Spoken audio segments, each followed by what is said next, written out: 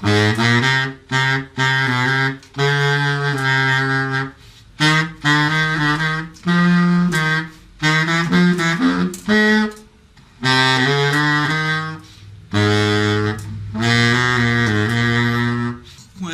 I want to repair a horn, when I want to show off my repair skills, I get a horn that is kind of hopeless and show how much it will accomplish with it.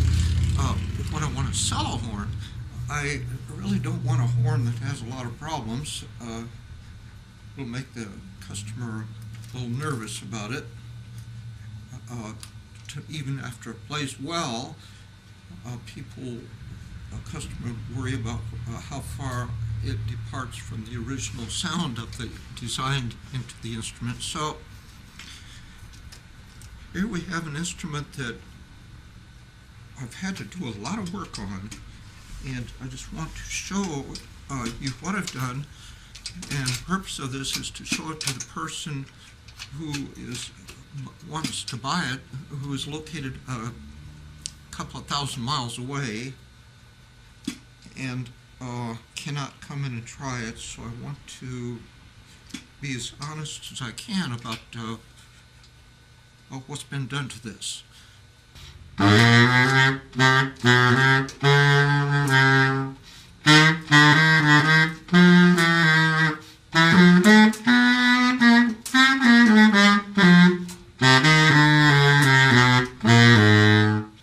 The first thing is that it came without a neck, this little thing here. This is, let's see, it's a Cartier in Paris. Let's see if that'll show up.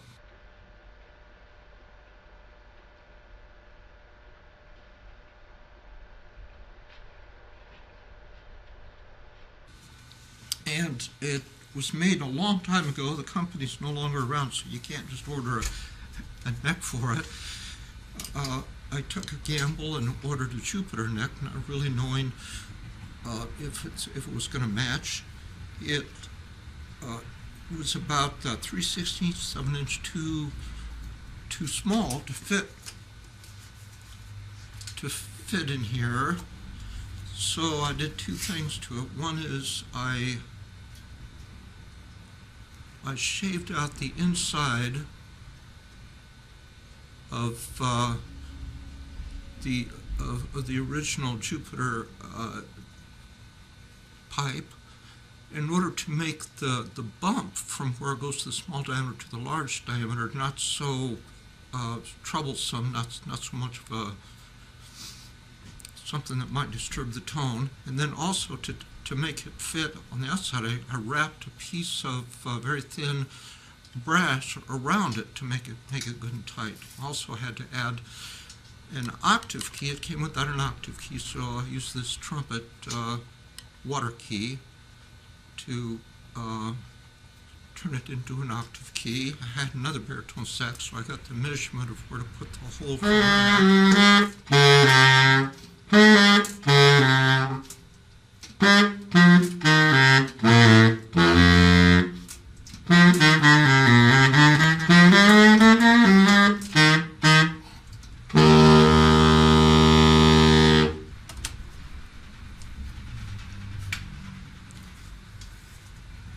It's kind of critical. You have to line up. Let's see now. When you go from G to A, let's see if this shows here. One octave key goes up and the other one goes down.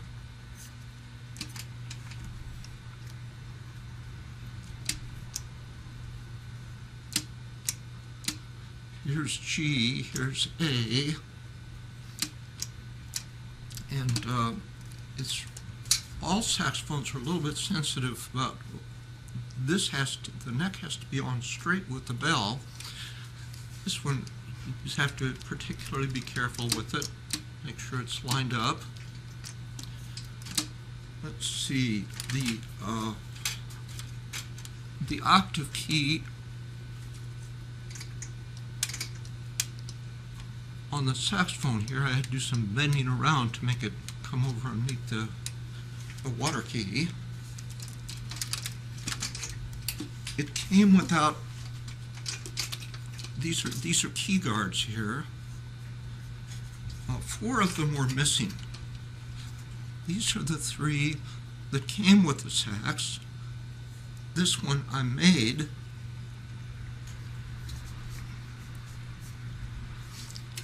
And on the back side, I used the shaft from an antique trombone lyre. Interesting, the trombone lyres now clip onto the bell, and so that renders this old style an antique. Interesting that something that's about half as old as I am is called an antique. And then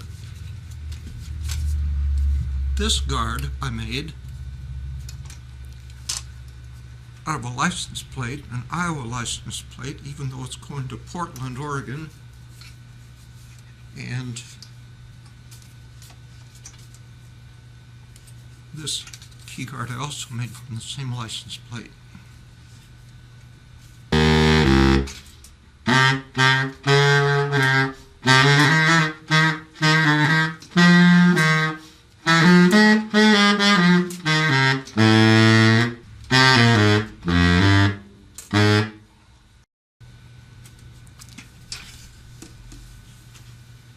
Other than that, the sax has all new pads, plays well enough that I'm able to play it.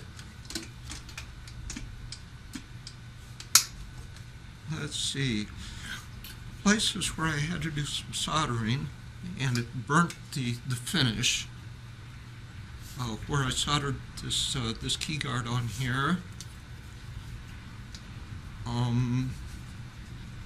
Oh, this post I had to make. It was missing. This post here. There's the original post.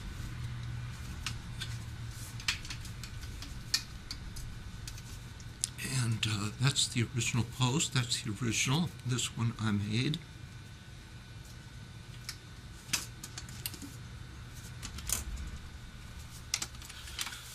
Well, let's just take a look at the entire sax up close.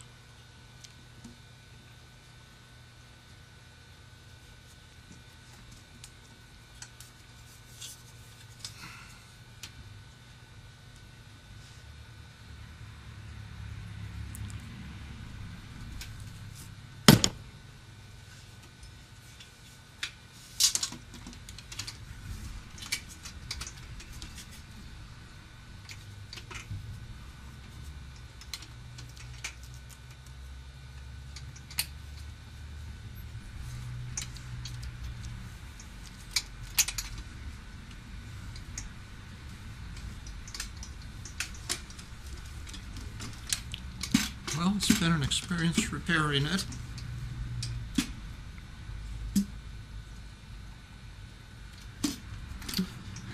And I hopeful of it going to a nice home where it'll be appreciated.